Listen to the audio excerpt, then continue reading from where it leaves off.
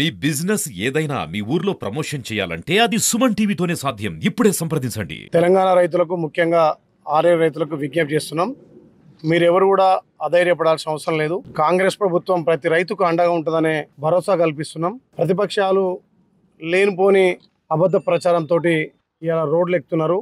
గత సంవత్సరం కొనుగోలు చేసినటువంటి యాసంగి వడ్లే ఇప్పటికీ గోదాంలో పెండింగ్ ఉండడం వల్ల, గోదాంలలో స్టాక్ ఎక్కువ ఉండడం వల్ల ఇక్కడ అన్లోడ్ చేసుకోవడానికి వీలు లేకపోవడంతో కొంత అసౌకర్యం కలిగిన మాట వాస్తవం.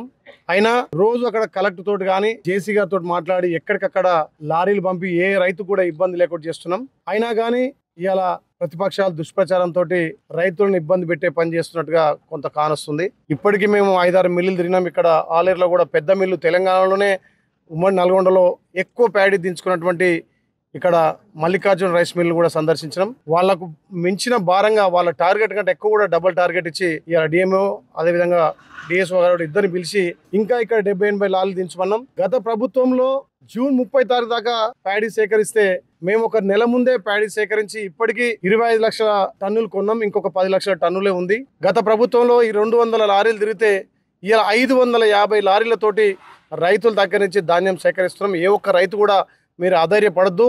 ఎక్కడైనా అకాల వర్షాల వల్ల కొంత నష్టపోతే మెలుకొచ్చినా ధాన్యం తడిచినా మిర్లలకు మేము చెప్పినాం. ప్రతి రైతు తడిసిన ధాన్యాన్ని కూడా కొనుగోలు చేయాలని చెప్పినాం. దీన్ని ప్రతిపక్షాలు ఒక దుష్ప్రచారంతో రాజకీయ లబ్ధి పొందాలని చూస్తుంది తప్ప గతంలో ఉన్నటువంటి ప్రభుత్వానికి ఈ ప్రభుత్వానికి చాలా వ్యత్యాసం ఉంది. ప్రతి రైతుకు మేము భరోసా కల్పించి రైతు కల్లాల దగ్గర ఒక్క గింజ లేకుండా కొంటామని చెప్పి భరోసా ఇస్తున్నాం. గతంలో కేసీఆర్ ఒరేస్తే ఊరన్నోడు మరి ఇలా రోడ్ల మీదకొచ్చి ధర్నా చేస్తుంటే మీకు ఏమాత్రం గింత కూడా రైతుల పట్ల శుద్ధి లేదు. రైతులు ఏదో మళ్ళీ మభ్యపెట్టే మాటలతోటి ఈ రకంగా వ్యవహరించడం సరికాదు. పోయిన సంవత్సరం ఈ సంవత్సరం మీరు తేడా గమనించాలి.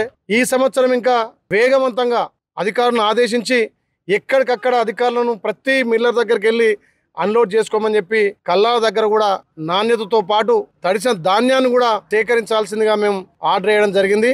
ఇక్కడ జిల్లా కలెక్టర్ కానీ జేసీ కానీ ఇక్కడ ఉన్నటువంటి డిఎంఓ కానీ డిఎస్ఓ కానీ కూడా చురుగ్గా పనిచేస్తున్నారు.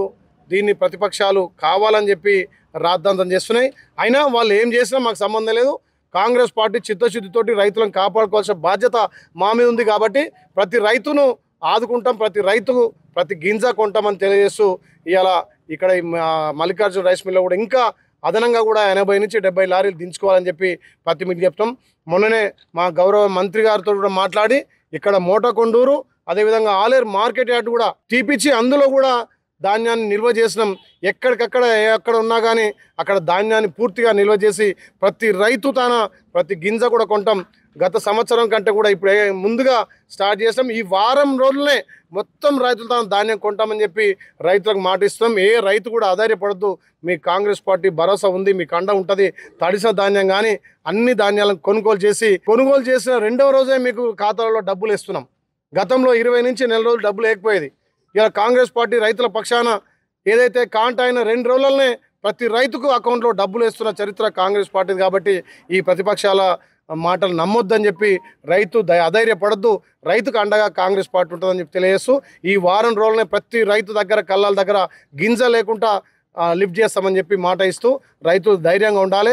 గౌరవ ముఖ్యమంత్రి ఈరోజే రాష్ట్ర మంత్రివర్గంతో కూడా సమావేశం ఏర్పాటు చేసి రైతులకు కావాల్సినటువంటి రుణమాఫీ మీద ఏ రకంగా కార్పొరేషన్ ఏర్పాటు చేసి రైతులకు ఏకకాలంలో ఆగస్టు 15 లోపు రుణమాఫీ చేయడం కోసం, అదేవిధంగా మనం మాట ఇచ్చినటువంటి బోనస్ కూడా 500 ఇవ్వడానికి కార్యాచరణ చేసి ప్రతి రైతును కాపాడుకునే విధంగా ఇలా మన మంత్రివర్గంలో మాట్లాడి చర్చించి రైతులకు పెద్దపీట వేసి రైతులను ఆదుకునే విధంగా కాంగ్రెస్ పార్టీ ప్రభుత్వం ఉందని తెలియజేస్తూ ప్రతి రైతు కూడా ధైర్యంగా ఉండాలని చెప్పి మీ ప్రభుత్వ విప్గా ఆలేరు ఎమ్మెల్యేగా మిమ్మల్ని అధైర్యపడొద్దని చెప్పి రిక్వెస్ట్ చేస్తున్నాం.